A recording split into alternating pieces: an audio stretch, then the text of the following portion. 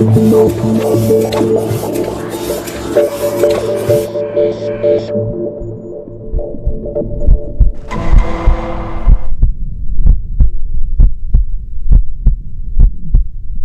I want to bring in the two people who led this prosecution.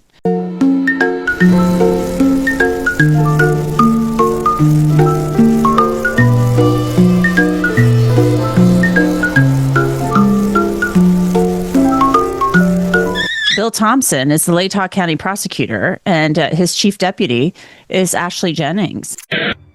Hi everyone, it's Ruby G. Welcome to Truth and Neurons.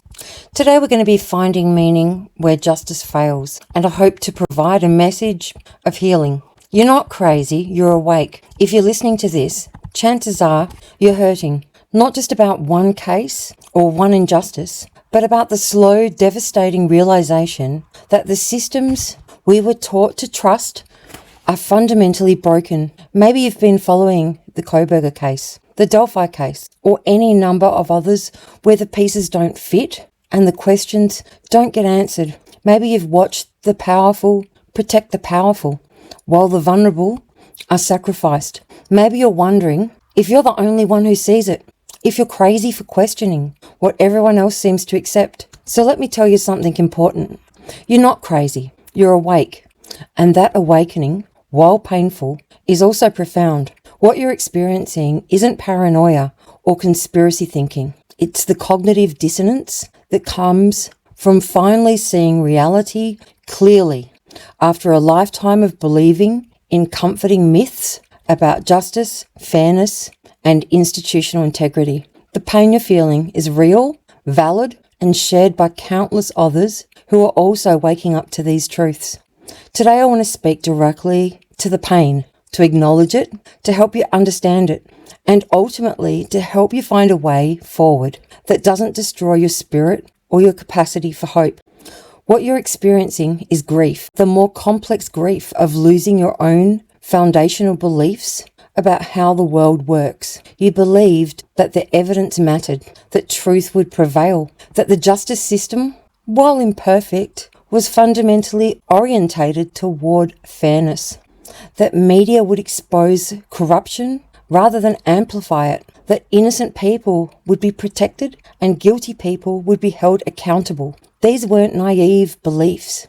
They were beliefs that we were taught from childhood, reinforced by every movie, every crisis, every inspirational story about justice prevailing. We were told that in countries like America or Australia, that things were different, that our system of checks and balances prevented the kind of corruption and institutional rot that plagued other nations. And now we're watching that entire belief system crumble.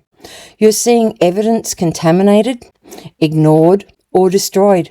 You're watching prosecutors make false statements without consequence. You're seeing media figures engage in character assassinations that would make authoritarian regimes proud.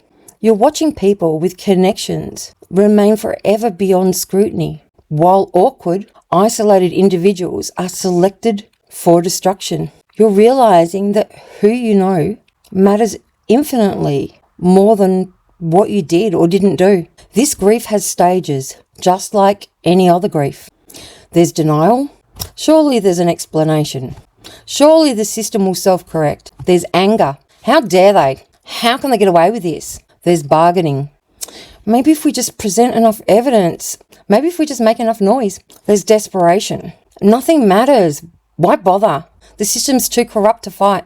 And eventually, if we're lucky, there's acceptance. Not acceptance that this is okay, but acceptance of reality as it is, which becomes a foundation for meaningful action. Many of you are in the anger or depression stages right now, and that's okay, and that's necessary. You need to feel this fully before you can move through it. And this is a really big one for me, the neurodivergent wound, because when they mock what makes us human, and for those like myself that are neurodivergent, watching the Kohberger case carries an additional layer of trauma. We've watched our own coping mechanisms, the hand movements, the self-soothing behaviors, the repetitive actions that help us regulate in an overwhelming world.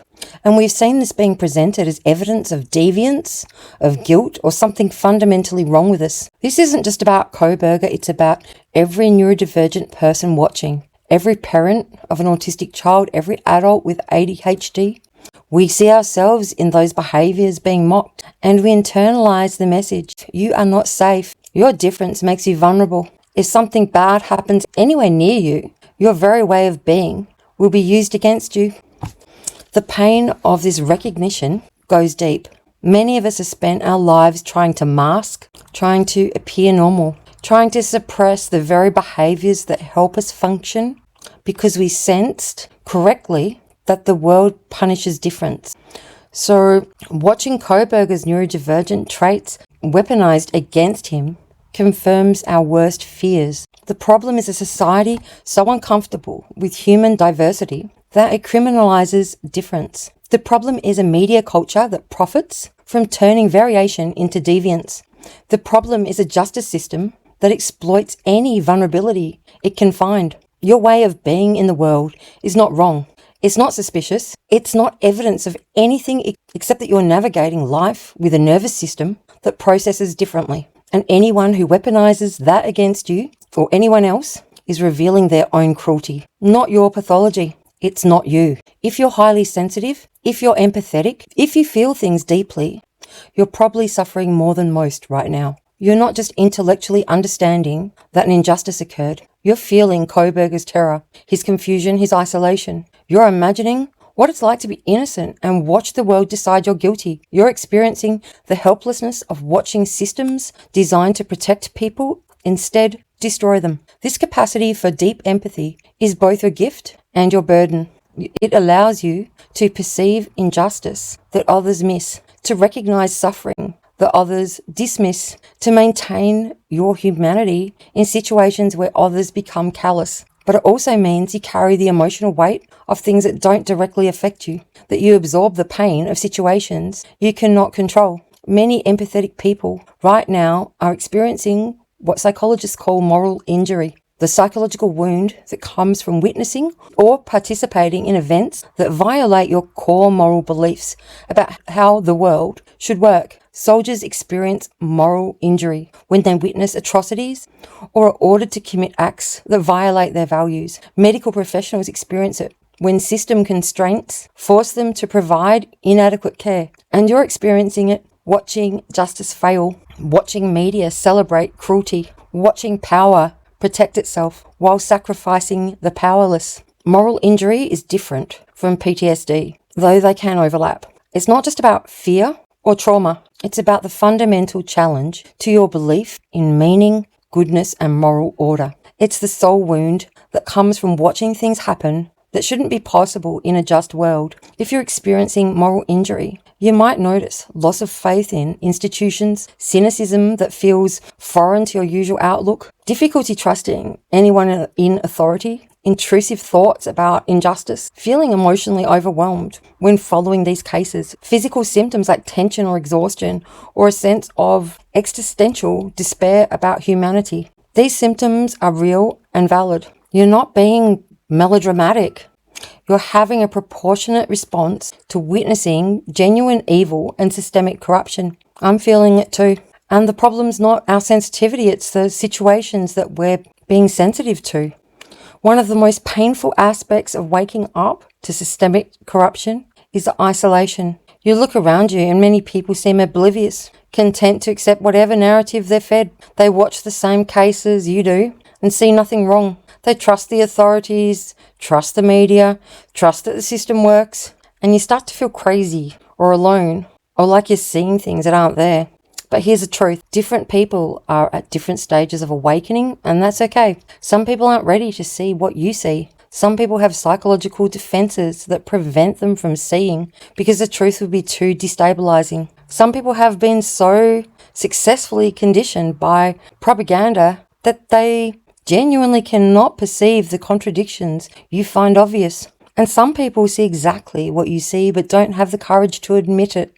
So they attack those who speak the truth and avoid confronting their own cowardice. This doesn't make you wrong. it makes you lonely, which is different. Loneliness is real and painful, but it's not the same as being incorrect or crazy. In fact, historically, those who see truth clearly are often initially isolated. Every whistleblower, every truth teller, every person who challenged powerful narratives experienced this isolation before others caught up. The key is finding your people, and that's a big reason for this channel. This is why I'm here, so I'm happy that you're all with me. And, this is what I'm doing right now, and this is what you're doing right now. So every person listening to this message is part of a community of clear seers, a network of people who refuse to accept comfortable lies over uncomfortable truths. You're not alone, even when you feel alone. There are thousands, maybe millions of us seeing the same things, asking the same questions, refusing to be gaslit by institutions that serve power rather than truth.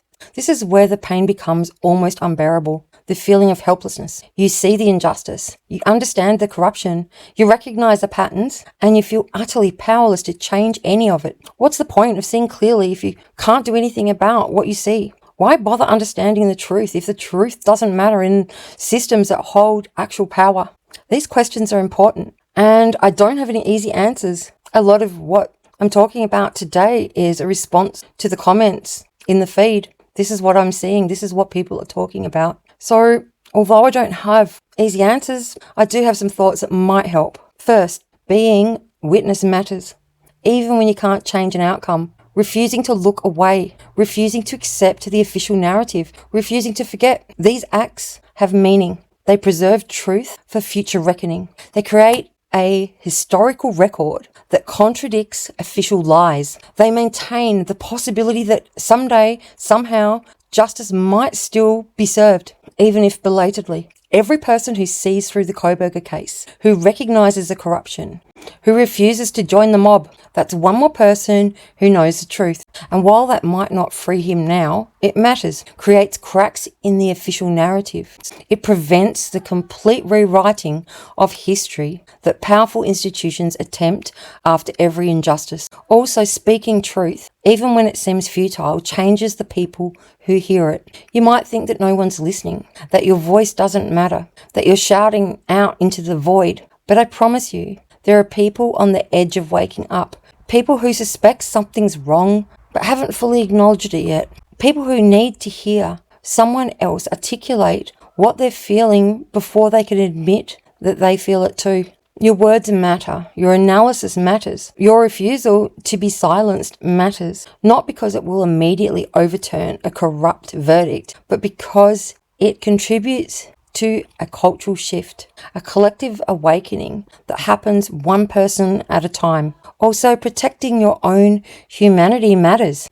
In the face of systemic cruelty, maintaining your capacity for empathy, compassion, and moral clarity is an act of resistance. The system wants to make you callous, wants to exhaust you into cynicism, wants you to become so hopeless that you stop caring. Every day you maintain your humanity despite what you witness is a day that you've refused to let go, that you've refused to let corruption corrupt you. One of the biggest challenges for sensitive, aware people is avoiding burnout. You can't maintain high-intensity outrage indefinitely. Your nervous system wasn't designed for it. You'll either burn out completely or develop a kind of protective callousness that kills your empathy altogether. You need to develop what I call sustainable outrage, a way of maintaining your moral clarity and commitment to truth without destroying yourself in the process. Here's what it looks like. Set boundaries with your media consumption. You don't need to watch every cruel Ashley Banfield segment. You don't need to reread every horrifying detail of every injustice. You can stay informed without drowning in it. Give yourself permission to step back, to take breaks, to protect your psychological resources. Find practices that help you discharge the emotional intensity. This looks different for everyone. For some, it's physical activity. For others, it's creative expression. For others, it's time in nature or connection with animals. Find what helps you metabolize the pain without suppressing it or becoming overwhelmed by it. Your body holds the tension of what you witness, and you need to help it release that tension regularly. Connect with others who see what you see. This is crucial. Isolation amplifies despair. Community sustains hope. Find the people online or in person who are also awake, also struggling, also committed to truth. Share your observations, your pain, your dark humour about the absurdity of it all, which is one way that Truth and Neurons copes, through dark humour. Because this case is crazy. An unstoppable science fiction boy is attacking our nation's final line of defense. Will we all fall to his deadly touch? But first, something silly. What do you mean, but first? I already said up next. You always do I this. don't always do shit. Don't gaslight me. Gaslighting doesn't exist. You made it up because you're f***ing crazy.